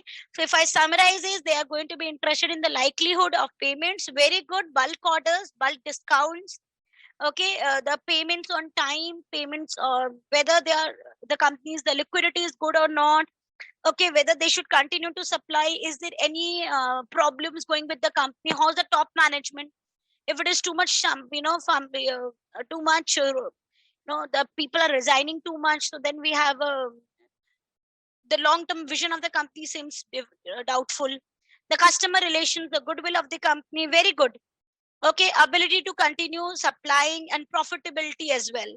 Now, when I come to customers, all the what is the how is the for customers, almost the same thing only we can put up. So for customers, we can have how is the prompt supply of the goods, okay, whether what are the discounts that are available to the customers, then the profitability, then how is the sales demand, okay, how is the supply chain, whether the company is able to arrange the goods on time, material only then they can manufacture and deliver the customers the products on time. How is the quality of the product? Yes. So all these, how's the after sale services? So all they play an important role for customers as well. For government and the agencies, that how the company is paying taxes on time or not, whether the company is it's properly audited or not, the company's accounts are properly audited or not, what is the how they are paying their taxes, and how's the foreign trade of the company, whether they're meeting the foreign requirements or not, the tax requirements, what are the profits made, and what are different liabilities that the company has with respect to tax with different authorities, are they being met on time or not? With public general, how they're contributing to the economy, what is the social responsibilities of the company, how's the profitability of the company, and how's the company growing the different range of products, how's the company growing overseas, what is the goodwill of the company. So they all play an important role for the different users. Okay, tell me, activity 5, give me the answer. Think and give me. Which of the following sources of information would be most useful for managers to use when they're making decisions for the year ahead? They have to make a decision for the coming year. Now, what would be the most important for them? On what basis they will be, doing the decision making? Okay. So it seems only one person is correct. Ayush. Sapna. Guys, just because we are doing financial statement chapter, so financial statement would be the answer. What? No, Ayushika, Gurjot, you're correct. So guys, the correct answer is budgets for the coming year. Keep yourself in that position. If you have to make a decision for the coming year, would you base your decision on the past data which has already occurred? Balance sheet has already been prepared for the previous year. Tax records are already there for the past year. They are all historic data. Bank statements already there for the last year.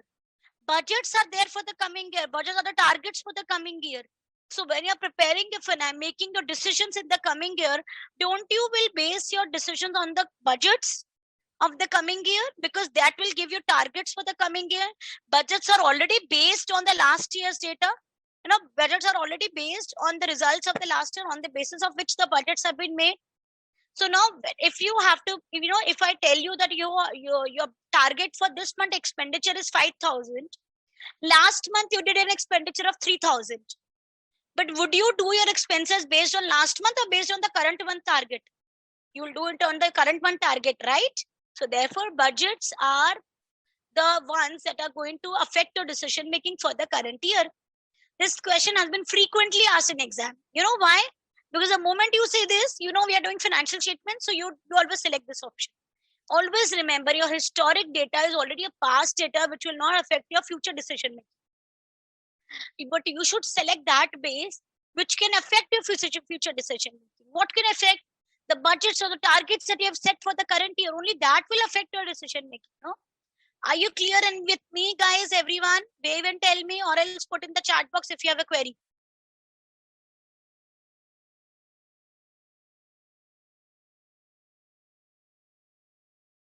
All of you clear? Please wave. Okay, good. If you have queries, don't hesitate and ask me, okay? Now, the next thing, accounting records. You know what are accounting records? You've already told me in the beginning when I asked you question. Accounting record is nothing. It is the maintenance of the transactions in order to make the balance sheet and the P&L. So we need to keep a record of all transactions, which are accounting records. This is called as a process of bookkeeping, where you enter the transactions, maintain the journal entries, make them ledgers, convert them into trial balance, and make balance sheets and P&L. That's a complete chain. Okay. Now, the different type of entities we have already covered. Who is a sole trader? Who is a partnership? And what is a limited liability company? We already covered it, right? We know sole trader is the simplest of all these forms, and sole traders and partnership, they are not separate entities from the business, from their owners. We know their liabilities are one and the same thing, but for accounting purposes, we maintain them as a separate business entity, because when I prepare the books of a sole trader, I don't include his personal expenses there. When I prepare a book for sole trader, when I prepare the books for partnership, we maintain it only for the business of that sole trader, only for the business of that partnership. Even though they are one and the single entity in the eyes of law, but for accounting purposes, we maintain them separately. Okay. And the company, it is we know that it is it is a separate entity from its owners, or shareholders and directors are separate, right? This is for accounting purpose. All the three entities, they are treated as separate from its owners, and this is called as business entity concept, where for accounting purposes we can be We keep entities separate from its owners only for business purposes or maintaining of records. Okay. Okay, we know that. What are the shareholders? We've already covered that.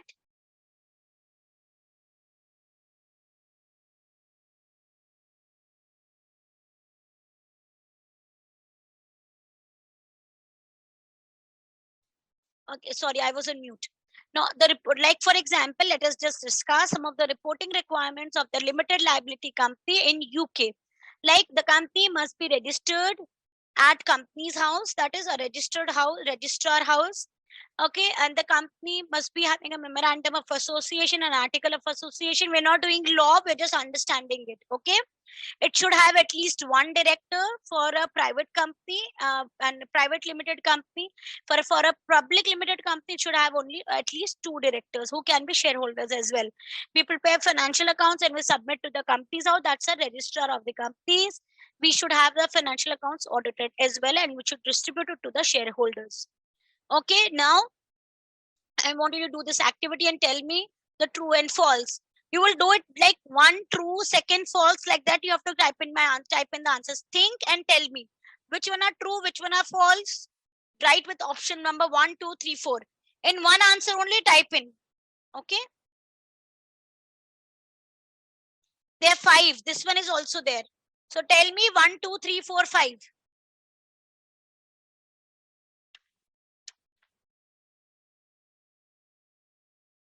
Okay.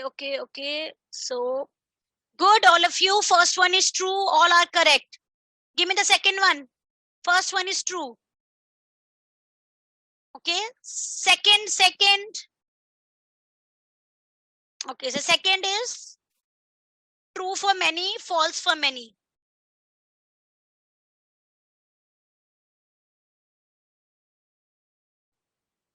So those who are saying second, stop. Those who are saying second false, they are correct. Those who are saying second true, they are wrong. Let me tell you. The accounts of a limited liability company are sometimes filed with the registrar of the companies. No, we call it that the accounts of the limited liability company, they should always be filed, not sometimes. Every time they have to be filed. So we'll not say sometimes, every time they have to be filed. That is why it is false. Okay, you're clear? Always you have to file it. You don't have an option. Always you have to file it. Okay, the third one. Give me the answer for third one. Quick. Third one. Everyone participate. Participate. Give me the answers. I want all of you to give me answers. Okay, not few. Yes, all are correct. Very good. Third one is false. Very good. Bingo. Okay, now the fourth one. Give me the answer for the fourth one.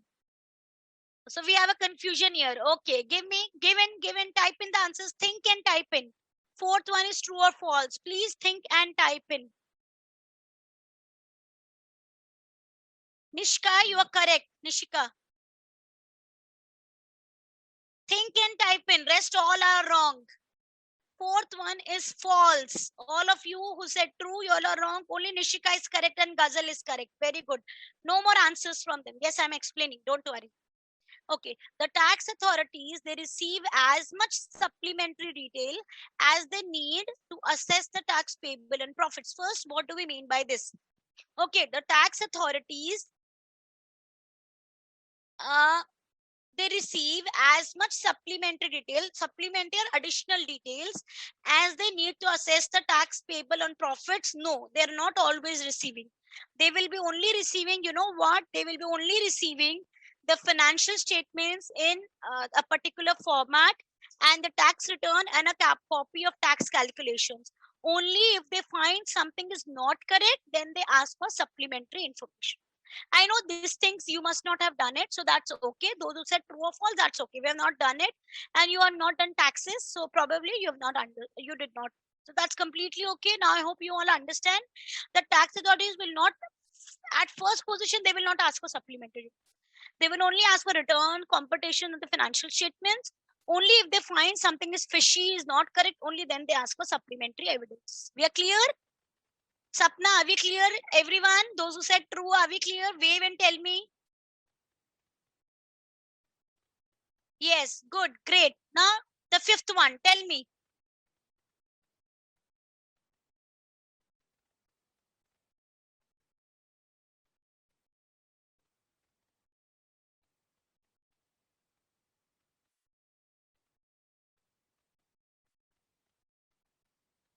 Sachin, think again.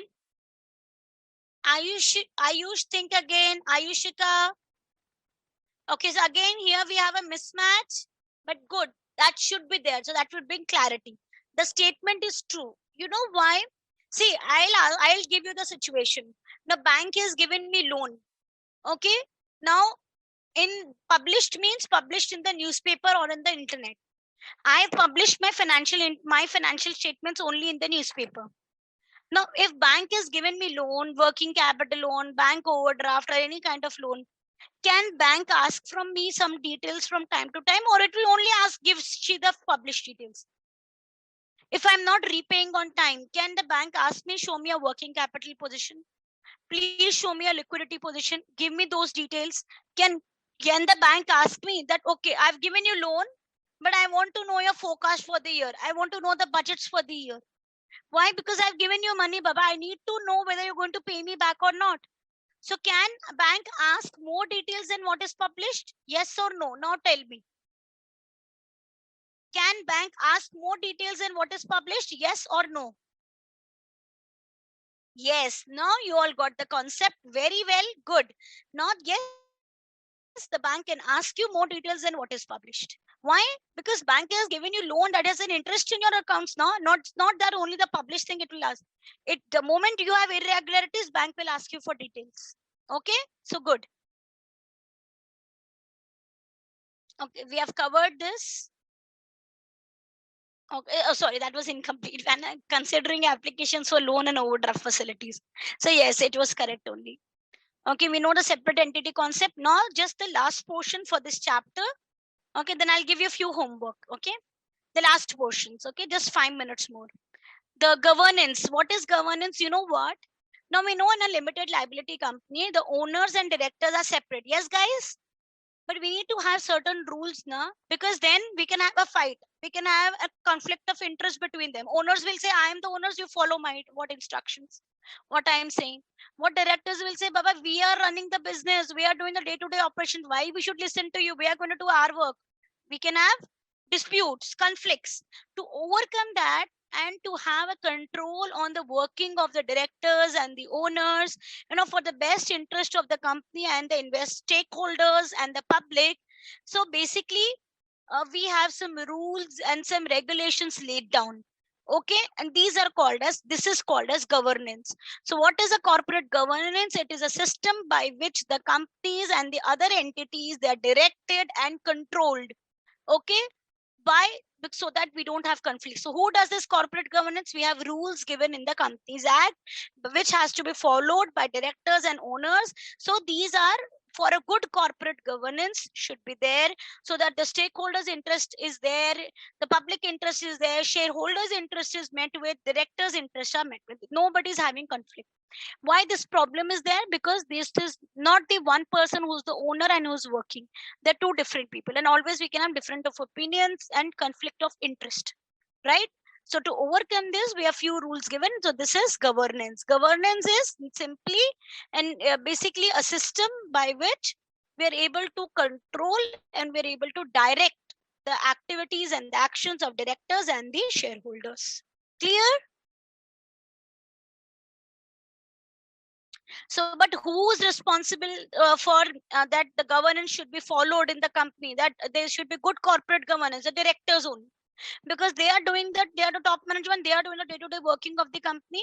So even though they are also covered by governance, but they should ensure that there is good corporate governance, there are no rules which are violated, and everything should be followed. Otherwise, that is the reason why we have, when we have violations, we have frauds and all coming up. So ideally it should not be there. Okay, now what are the legal responsibilities of the directors? Now we know that, see, directors are the most important part of a company, because shareholders, they lay trust on directors, no, that whatever you're doing it good, you're doing it correct, you're running the business correct for the company, so that there are no flaws, no frauds, and that is why we have audits also to check on them. So what is the primary responsibility of directors? Directors, they should act within their powers as per the Companies Act 2006. Okay, they should promote the success of the company. They should exercise independent judgment, no biasness. They should exercise reasonable skill, care, and diligence. That is, they should act in good faith and good mind. Avoid conflict of interest. They should not have like, I am hiring my spouse in the company at a very top level, so that should not be there. That is a conflict of interest. Not accept benefits from third parties, the bribes and all. Declare interest in the proposed transaction or the arrangement. If I have an interest, if I am suppose a director in a supplier's company, also declare it there, so that you will not be taking decisions for that company. Okay, so you should be open, honest. That is the main criteria. Okay, and the other points which we can go through. Okay, now what is the responsibility for the, who is responsible for making the financial statements? Tell me. Sorry. Who is responsible for making the financial statements? The directors, not the auditors. Common mistake by students, we say always auditors. Auditors are only there to review them. Okay, they're not able there to prepare them. Good, Anuj and Aditi. Their directors are required to prepare the financial statements. Okay, in accordance with IFRS, we should know that internal controls are necessary for the preparation of financial statements, so that it is free from frauds. It is there. There should not be any frauds taking place. Okay, any material misstatements. What is material misstatement? Material means very big in size, the number which is very big in comparison to your revenue operations of the company, the number is very big, so the fraud should not be there. Okay, or such big numbers, fraud should not be there, and such big numbers, errors should not be there in your statements. That suppose your bad debts were 5 lakhs and you have wrongly shown it as 50 lakhs, that's a big gap, that should not be there. Okay, so it is a director's responsibility to ensure that the entity complies with the relevant laws and regulations. Director should explain the responsibility, that it is their responsibility to prepare the financial statements. Okay, the directors should present a balanced and understandable assessment of the company's position. It should be balanced position, right? They should not be just describing anything and everything. Ultimately, they have to know that the long term objectives of the companies are achieved, and they should be able, they should always do annual audits of the company as per the size, whatever is required. And the findings of the audits are always reported to the shareholders, as they are the owners of the company, so that gives them comfort that the company is going in the right direction. It's a going concern, no frauds, no malicious activities are going in the company, and if they are there, they are reported by the auditors and also by the directors. Okay, so audit, therefore, it goes in helping the shareholders assess how well the management have carried out their responsibilities towards the company's assets. Okay, are we clear? That's all with the chapter. Any queries? Please tell me. Are we absolutely clear? Was it properly understandable? Did the class went well?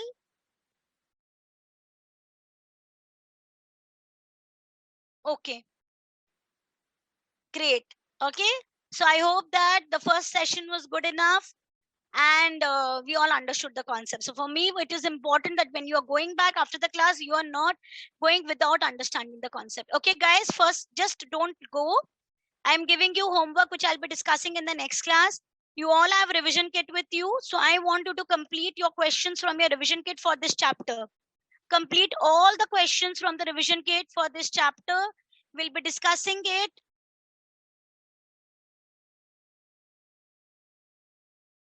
in the next class. Before the start of the class, I'll be taking all the questions from your revision kit. You have your revision kit. When you go to your chapter, you go to your question and answers.